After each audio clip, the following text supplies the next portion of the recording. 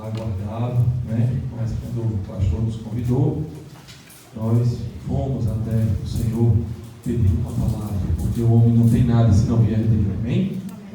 Mateus 26, 38 e diante nos diz: Então lhes disse: A minha alma está cheia de tristeza até a morte. Ficai aqui e vigiai comigo. E indo um pouco adiante, prostrou-se sobre o seu rosto, orando e dizendo: Meu Pai, se é possível, passe de mim este cálice. Todavia, não seja como eu quero, mas como tu queres. E voltando para os seus discípulos, achou-os adormecidos. E disse a Pedro: Então, nem uma hora pudestes vigiar comigo? Versículo 41. Vigiai e orai, para que não entreis em tentação. Na verdade, o espírito está pronto, mas a carne é fraca. E indo, segunda vez orou, dizendo: Meu Pai, se este cálice não pode passar de mim, sem eu o beber, faça-se a tua vontade. Louvado seja o nome do Senhor. Queridos, no capítulo de número 26, o ministério de Jesus está no auge. Louvado seja o seu santo nome. Jesus, ele está em Jerusalém e estava consciente de que 2 dias, desde aquele momento, do início ali do capítulo 26, ele seria entregue para ser crucificado, né? Se nós formos observar a palavra do Senhor com esmero, vamos observar que a sua crucificação ocorreu quando a preparação da Páscoa estava sendo feita. Lá no Evangelho de João, no capítulo de número 19, versículo 14 a 16, eu gostaria de ler para a glória e honra do nosso Senhor e Salvador Jesus Cristo. Bem? Diz assim: E era a preparação da Páscoa, e quase a hora sexta, e disse aos judeus: Eis aqui o vosso rei. Mas eles bradaram: Tira, tira, crucifica-o. Disse-lhe Pilatos: Hei de crucificar o vosso rei? Responderam os principais dos sacerdotes: Não temos rei senão o César. Entregou-lhe para que fosse crucificado, e tomaram a Jesus e o levaram. Louvado seja o nome do Senhor. Naquele momento, a Páscoa, claro, eles relembravam a saída do povo de Israel do Egito. Comemorava-se a passagem do anjo destruidor que passava. Os irmãos conhecem a palavra. E nenhuma morte e nenhum dano trouxe à vida daqueles homens e mulheres. Lá na carta que Paulo escreve aos Coríntios, em 1 Coríntios 7, né? 1 Coríntios capítulo 5, versículo 7, vai dizer que o Senhor Jesus, Ele é a nossa Páscoa. Queridos, para que possa adiantar, entrando já no texto, no início do capítulo 26, Jesus ele vai até a casa de Simão, o leproso, e a passagem conta-se que uma mulher se aproxima do Senhor. Os irmãos conhecem a passagem, e com um vaso de alabastro cheio de unguento, algo que naquele tempo possuía um grande valor. E a Bíblia fala que o desejo daquela mulher era senão outro a agradar ao Senhor, a entregar o seu melhor, a sacrificar aquilo que tinha de repente de mais importante. Porém, se nós formos observar o texto com cuidado, os discípulos eles ignoram aquela ação. O versículo, louvado seja o nome do Senhor, que vai falar a respeito disso, né? Versículo 8 e 9 diz: E os seus discípulos, vendo isso, indignaram-se, dizendo: Por que este desperdício? E a sua justificativa: Pois este unguento poderia ser vendido por grande preço e dar-se o dinheiro aos pobres. O Senhor Jesus, vendo esta ação, logo também traz uma resposta a eles, dizendo: Jesus, porém, conhecendo isso, disse-lhes: Por que afligis esta mulher? Pois praticou uma boa ação para comigo. Veja que, se nós formos observar a grosso modo, eu entendo, louvado seja o nome do Senhor, que os discípulos estavam, embora estivessem com Jesus durante todo o tempo, todo o momento da caminhada, mas eles estavam em um nível, em um estágio na sua vida espiritual, estavam em desenvolvimento. E será que não é assim conosco?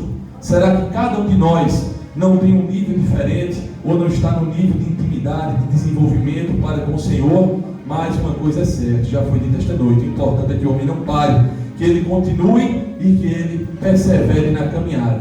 A Bíblia, ela vai continuar descrevendo ainda no capítulo de número 26, a respeito agora de Judas. Se nós formos observar com cuidado o texto, vamos observar do versículo 14 a 16, que diz que um dos 12, chamado Judas Iscariotes, foi ter com os principais dos sacerdotes. Queridos, se nós formos observar com cuidado, a Bíblia vai dizer que trair Jesus, vender o Senhor, negá-lo, isso já estava no coração daquele homem. A Bíblia diz de forma clara que ele buscava uma oportunidade. Certamente aquele homem não conhecia o real valor de quem estava com ele. Certamente ele ainda não conhecia o real valor de quem era Jesus, de quem estava ao seu lado. E certamente já foi dito esta noite pelas pregações até aqui faladas, durante a nossa caminhada, certamente como apareceu para Judas uma oportunidade de trocar a vida pela morte, a vida por algumas moedas, certamente vai aparecer para nós também oportunidades de ferir princípios, aleluia, de falhar diante do Senhor. Mas não foi diferente com Judas, nem tampouco com Pedro. Louvado e engrandecido seja o nome do Senhor. A Bíblia, queridos, vai narrar a partir do versículo 17 em diante, que uma preocupação apareceu em preparar a Páscoa. E a Bíblia diz que Jesus, ele, quando escuta isso dos discípulos, ele manda que eles vão até a cidade, até a casa de um homem. O nome desse homem não é citado. O destino era certo. O Senhor diz: olha, vão até a casa de um homem e falem com ele. E a Bíblia diz que eles vão e ali se encontra guarido. Eu quero dizer uma coisa para a igreja: aquele homem, a Bíblia não relata o seu nome. Aquele homem, a Bíblia não diz quem é, mas deixa bem claro que não houve resistência para que a porta fosse aberta e eles recebessem Jesus. Será também que na nossa vida não foi diferente? Porque certamente o Senhor, da mesma forma que escolheu a vida e a casa daquele homem, Ele também escolheu as nossas vidas. E não há quem abra a porta para receber Jesus que não seja abençoado. Não há quem abra a porta para receber o Senhor que não tenha a bênção sobre a sua casa. E quando se fala de casa, eu logo imagino que é um lugar de intimidade, um lugar de segredo, um lugar de comunhão.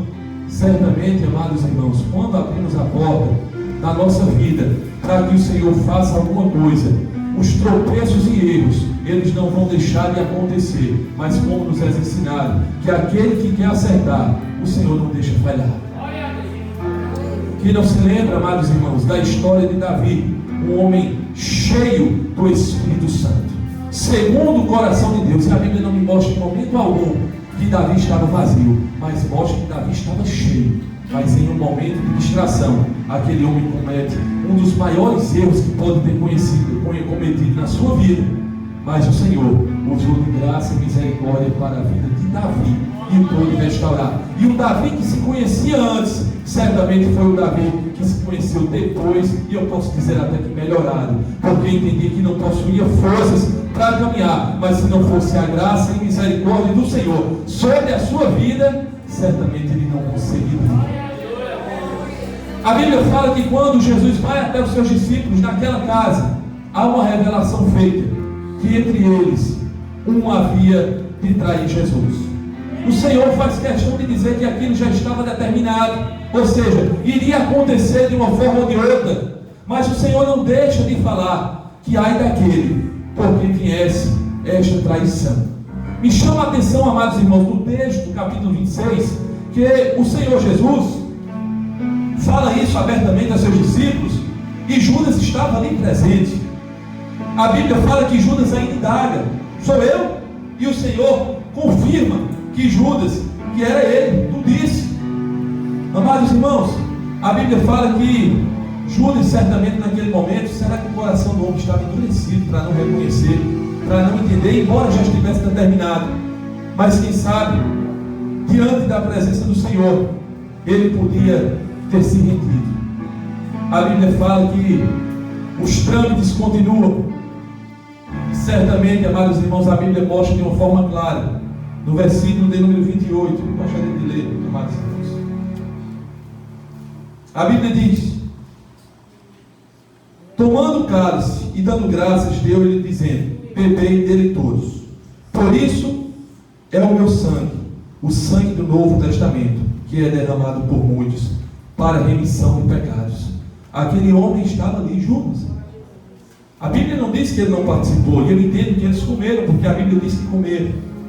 Ele participou, mesmo sabendo que já tinha armado para vender Jesus, mesmo sabendo que tudo estava pronto para que o Filho do Homem fosse entregue. E aquele homem, amados irmãos, se encontra de uma tal forma que assim ele passa por cima e o seu coração nem sequer o desperta para coisa alguma. A Bíblia fala que a narrativa do texto continua, e a Bíblia diz que Pedro, em resumo, amados irmãos, ele, no versículo 33, abre a sua boca para falar uma coisa que me chama a atenção. Diz assim: mas Pedro respondendo disse: ainda que todos se escandalizem em ti, eu nunca me escandalizarei. Irmãos, esta palavra de Pedro, eu entendo assim. Certamente Pedro, naquele momento, naquele estado de desenvolvimento espiritual, o seu nível, ele certamente poderia encontrar-se ou achar nele a condição de que todos poderiam falhar, mas ele não.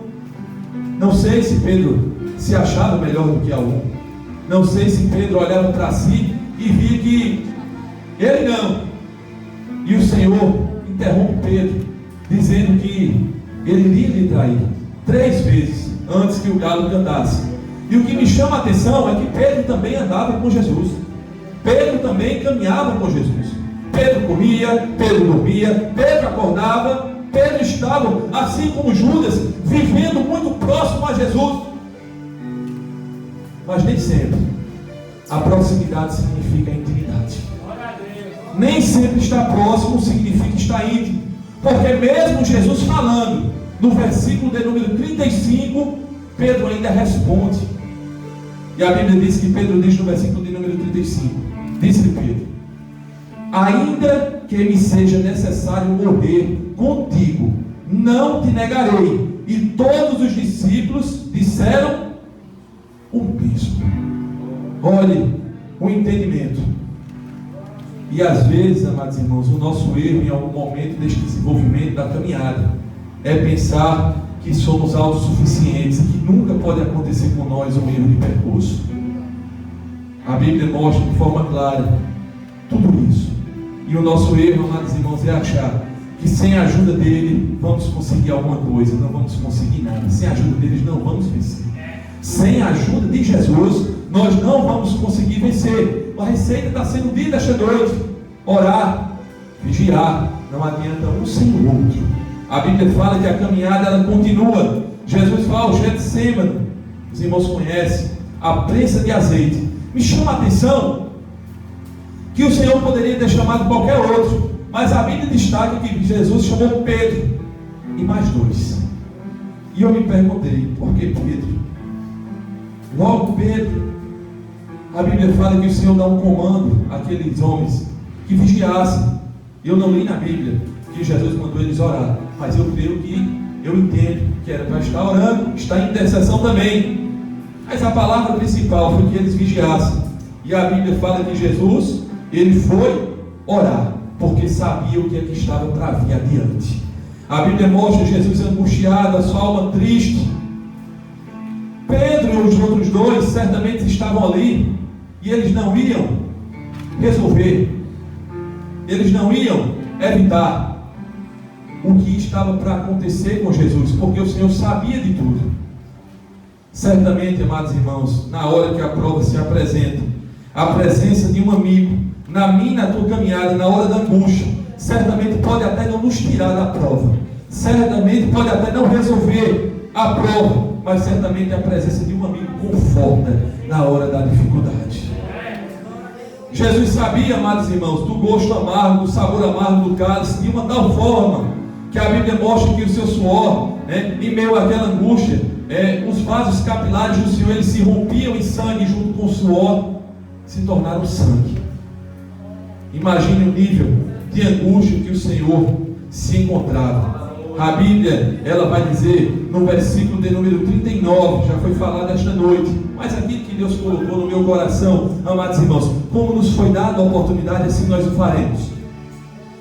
E indo um pouco adiante, prostrou-se sobre o seu rosto, orando e dizendo: meu Pai, se é possível, passa de mim este cálice, todavia não seja feito como eu quero, mas como tu queres. Amados irmãos, eu entendo que o sentido do que o Senhor estava falando desta passagem de cálice já foi dito esta noite, não era abandonar a missão. Mas, amados irmãos, os irmãos conseguem entender que no instante em que aquele sacrifício fosse feito, certamente o Senhor estava clamando, aleluia, para não sentir a dor da separação do Senhor. Certamente, amados irmãos, naquele instante em que o Senhor ia carregar o peso do pecado da humanidade, um momento de separação iria acontecer. Mas Jesus, amados irmãos, estava decidido a entregar a sua vida na cruz do Calvário. E se Ele fez isso, é por isso que nós aqui estamos. Queridos, a Bíblia fala que quando o Senhor termina este primeiro momento da oração, Ele volta e encontra seus discípulos dormindo. E aí eu me perguntei, qual a razão da sonolência? O texto, ele vai declarar que os olhos deles estavam pesados por conta do cansaço. Mas eu quero extrair, amados irmãos, para as nossas vidas. Será que em algum momento da nossa caminhada, o cansaço, a fadiga espiritual, a sonolência, o desânimo também não se apresenta diante de nós? É verdade que sim. A Bíblia, amados irmãos, vai mostrar de uma forma clara que os discípulos estavam cansados, mas em oração eu senti algo diferente, amados irmãos, e quis entender desta forma. Os discípulos estavam em um nível de desenvolvimento diante do Senhor, mesmo já sendo no auge do ministério de Jesus, próximo à crucificação. Mas certamente eles não estavam compreendendo ainda, o seu entendimento não estava ali ainda sentindo o que estava acontecendo de fato. E outra coisa, amados irmãos, entenda assim: há provas que eu e você vai passar, e não adianta ninguém estar perto mesmo não, vai ser eu, você e Deus, vai ser cada um e Deus. Certamente alguém pode até estar próximo, mas certamente não vai perder o sono pela tua prova. Certamente alguém pode estar até próximo, mas não vai pagar o preço que você vai pagar. Os discípulos estavam ali, e a Bíblia mostra que eles dormem. O Senhor Jesus chama a atenção deles, os adverte, e a Bíblia mostra que eles voltam a orar. E quando o Senhor retorna, eles estão dormindo. Diácono Eduardo disse de forma clara, mas chamou-nos também a atenção, que quando Jesus ele vai orar novamente, e volta a terceira vez, e eles estão ali, o Senhor diz de forma clara: agora vocês podem dormir, agora podem descansar. E eu quero entender uma coisa, amados irmãos, que é como se o Senhor Jesus estava dizendo: olha, agora vocês podem dormir, porque agora eu estou aqui para cuidar de vocês. Agora vocês podem descansar, ganha aí um pouco de força, se recupera, ganha um ânimo, porque a prova que vai vir diante, na próxima, mais adiante, vai ser algo maior. Será que também não é assim nas nossas vidas, amados irmãos? Quando a gente passa por uma prova, certamente, amados irmãos, o próximo estágio vai ser maior. As dificuldades aí que virão serão maiores, e é por isso que é reforçado que nós temos que vigiar e orar. Por quê? Porque somente no Senhor é que vamos reunir e encontrar forças para vencer as provas e as adversidades que vão se levantar. A Bíblia fala que Judas, ele se apresenta e trai o Senhor com um beijo. A Bíblia fala de uma forma, amados irmãos, totalmente interessante, e eu não pude deixar de prestar atenção na narrativa do texto, que quando Judas aparece para traí-lo, o Senhor chama ele de amigo. Judas, o amigo que trai. o amigo que nega e que dorme na hora que ele mais precisa de estar vigilante. O Senhor chama-os de amigo. Amados irmãos, eu louvo e agradeço o nome do Senhor, porque Ele é Jesus e Ele não muda. Ai de nós, ai de mim, se Ele não me chamasse de amigo na hora da falha, na hora do erro.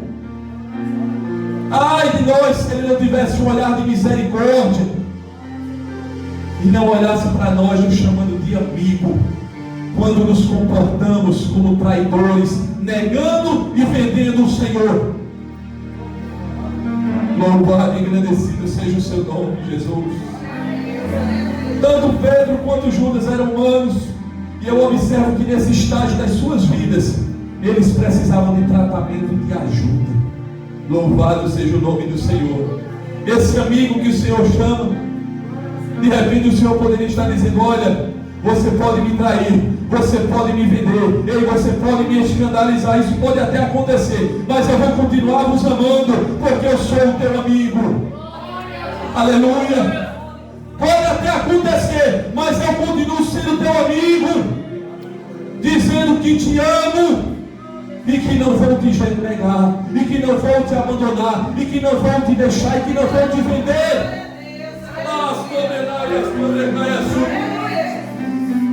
O Espírito ele pode estar até pronto, mas a carne ela é fraca. Pedro, nas suas palavras lá atrás, ele disse: eu não trago, eu não nego, não, eu não. Pedro, amados irmãos, o versículo de número 75 vai dizer assim: e lembrou-se Pedro das palavras de Jesus, que ele dissera: antes que o galo cante 3 vezes, me negarás. E saindo dali, chorou amargamente. Judas, capítulo 27, versículo 3. Queria que você abrisse a sua Bíblia desses versículos e acompanhasse. Diz assim: e Judas, o que o traíra, vendo que fora condenado, preste atenção, trouxe arrependido as 30 moedas de prata aos príncipes dos sacerdotes e aos anciãos. Está diferente na sua Bíblia? Vou ler de novo. Então Judas, o que traíra, vendo que fora condenado, trouxe arrependido as 30 moedas de prata aos príncipes dos sacerdotes e aos anciões. A Bíblia não me diz que Judas ele teve um momento de remorso, mas a Bíblia diz que ele trouxe arrependido. Amados irmãos, e eu quis, quando estudei esta palavra, buscar em Deus algumas respostas, e eu entendi alguma coisa da parte do Senhor. Quando aqueles homens estavam reunidos, no capítulo 26 ainda, no momento da ceia, o Senhor, Ele pronuncia uma palavra. Quero ler só o versículo 28 específico, irmãos. Porque isto é o meu sangue, o sangue do Novo Testamento, que é derramado por muitos para a remissão de pecados. Louvado e engrandecido seja o nome do Senhor. No Evangelho de São João, no capítulo 15, versículos 7 e 8, vai nos dizer assim a palavra do Senhor: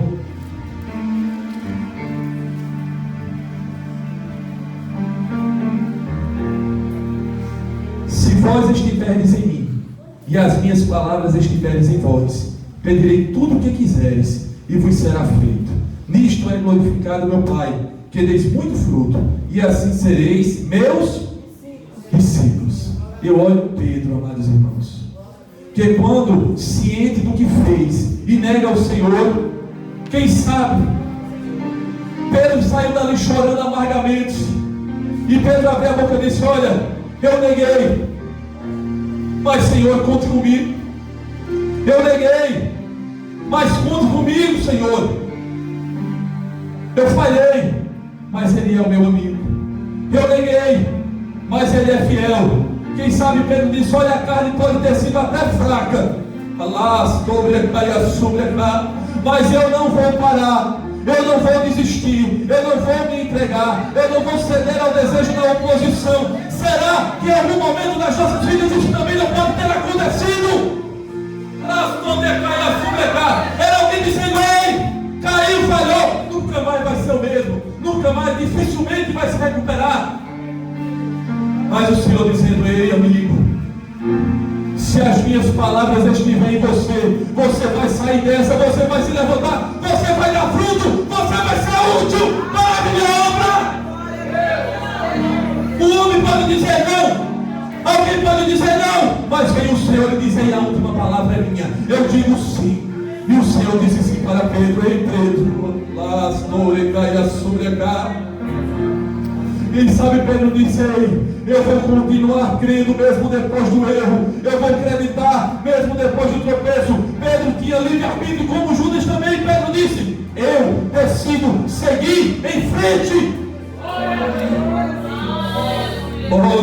Quem sabe Pedro disse: olha, pode chamar de traidor, pode chamar do que quiser, mas eu creio, porque a palavra lá naquele dia, lá naquela ceia, lá naquela mesa, lá naquele momento diz que é para remissão de pecados, que é para apagar o pecado. A palavra remissão, amados irmãos, vai simbolizar, é como se fosse uma conta, e agora é retirado o direito daquele que pode cobrar. O diabo pode até acusar, pode até apontar, pode até lembrar, mas é para remissão de pecado, o sangue de Jesus, e esta conta já foi paga por Ele. Ah, amados irmãos, aí, agora vem Judas. Estou terminando, sendo mais rápido que posso. Judas, capítulo 27. Louvado e agradecido seja o nome do Senhor.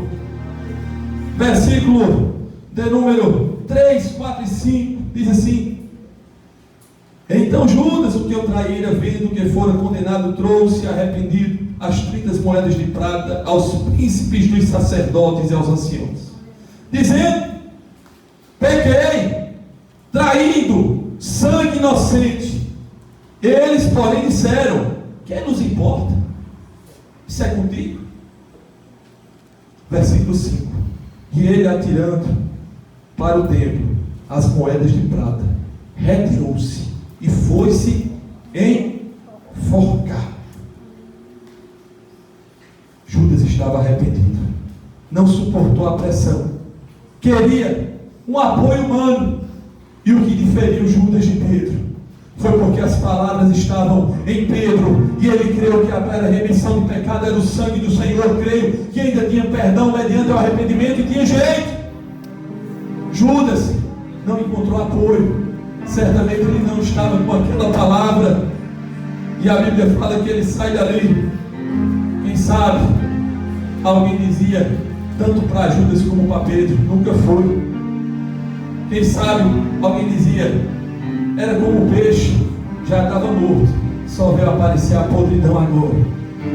Mas eu entendo que entre Judas e Pedro, os dois pecaram da mesma maneira, os dois traíram da mesma forma, formas diferentes, mas traíram, negaram, pecaram contra o Senhor. Mas o que fez diferença de um para o outro foi como eles enxergaram a palavra do Senhor. Aquele amigo: ei, amigo, eu conto com você. Ei, amigo. Um decidiu seguir adiante, o outro decidiu resolver o problema. Quero terminar esta palavra, amados irmãos, no livro de Atos dos Apóstolos, no capítulo de número 1, versículo de número 15 a 18, nos diz assim a palavra do Senhor: e naqueles dias, levantando-se Pedro em meio aos dos discípulos, ora, a multidão junta era de quase 120 pessoas, disse: varões, irmãos, convinha que se cumprisse a escritura, que o Espírito Santo pedisse pela boca de Davi acerca de Judas, que foi o guia daqueles que prenderam a Jesus, porque foi contado conosco e alcançou sorte neste ministério. Ora, este adquiriu um campo com o galardão da iniquidade, e precipitando-se, rebentou pelo meio, e todas as suas entranhas se derramaram. Está agora Pedro falando do acontecido, falando do ocorrido com Judas, falando do que tinha acontecido naquele dia, naquele momento. E agora eu vejo Pedro no capítulo de número 3 de Atos dos Apóstolos,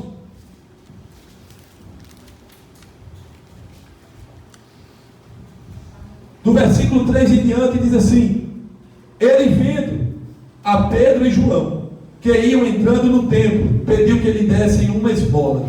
E Pedro, com João, fitando os olhos dele, disse: olha para nós. E olhou para eles, esperando receber alguma coisa. E disse Pedro: não tenho prata nem ouro, mas o que tenho, isto te dou. Em nome de Jesus o Nazareno, levanta-te e anda. Agora eu vejo um Pedro traidor, um Pedro que tinha falhado, um Pedro que tinha vendido, um Pedro agora sendo usado pela graça e a misericórdia do Senhor. Ele não tinha prata, ele não tinha ouro, ele não tinha nada, mas as palavras do Senhor estavam nele, e agora estava Pedro ali, sendo utilizado pelo Senhor como um vaso valoroso para abençoar outras vidas. A Bíblia diz: e tomando pela mão direita, levantou-me logo os seus pés e tornozelos se firmaram. E saltando ele, pôs-se em pé, e andou, e entrou eles no templo, andando e saltando, e louvando a Deus. E todo o povo viu andar e louvar a Deus. Agora Pedro sendo usado para fazer milagre. Será, amados irmãos, que para Judas o desejo de Deus não era o mesmo, mas ele teve livre-arbítrio para tomar um outro caminho. Pedro decidiu seguir adiante, se arrependeu, aprendeu com as suas lições. E agora, se aquele Pedro que lá no versículo 33 do capítulo 26 dizia: eu não, as suas palavras foram uma e as suas atitudes foram outras. Agora eu vejo Pedro sendo usado por Deus, e as pessoas olhando as suas atitudes, Deus operando através dele, e o nome do Senhor sendo glorificado. Certamente, amados irmãos, a solução para estar firme no dia da tentação é orar e vigiar, e saber que o homem não pode fazer nada se não for com o auxílio do Senhor. Qualquer um pode falhar. Pedro falhou, Judas falhou, Davi falhou, outros falharam, mas nem todos decidiram se matar, a tirar a sua vida, ou ouvir a voz da oposição que torcia para que isso acontecesse. Eles decidiram seguir adiante, entendendo que as marcas vão ficar, mas que importa qualquer marca perto do nome escrito no livro da vida, uma moradia no céu com o Senhor por toda uma eternidade. Os erros, eles podem até acontecer, não devem, mas se acontecer, lembre-se que você tem um advogado justo e fiel. E assim como Pedro seguiu adiante, seu ministério foi abençoado. E como os irmãos sabem, um Pedro que não ousou morrer como Cristo, mas preferiu morrer cabeça para baixo crucificado, porque entendia quem era e não queria ter a mesma forma que o Senhor morreu. Mas certamente aquele homem entendia o que tinha feito. E eu acredito que até o último dia da vida dele, ele se lembrou, mas até o último dia dele, quanto mais perdoado o homem for, certamente mais grato ele será por aquilo que Deus fizer na sua vida. É verdade. O Espírito está pronto, vigiai e orai. A carne é fraca, e a única maneira de mortificar esta carne é entendendo que só em Jesus vai ter jeito, saída e solução para levantar o caído, para levantar o derrotado. Lá na rua João Pessoa, essa hora, Diácono presbítero Edibaldo, sabe, sempre passa ali para ir para casa, está assim, ó, de homossexuais, homens, um corpo de mulher. E o que é que eu vou achar? Que para eles não tem jeito? Será que ali não tem nenhum crente desviado, que era cheio do poder de Deus? de repente se viu lançado ali. Certamente, amados irmãos, para o homem pode não ter mais jeito, mas para Deus, o maconheiro, o drogado, aquele que está no meio da rua usando crack, o homossexual, a prostituta, para qualquer um, amados irmãos, que se decida por Jesus, Ele é o Deus que dá jeito e certamente levanta do futuro o necessitado, salva, transforma, dá um banho de sangue e através desse sangue a remissão de pecados e a vitória para a vida de quem quer que seja. Que Deus abençoe em nome de Jesus.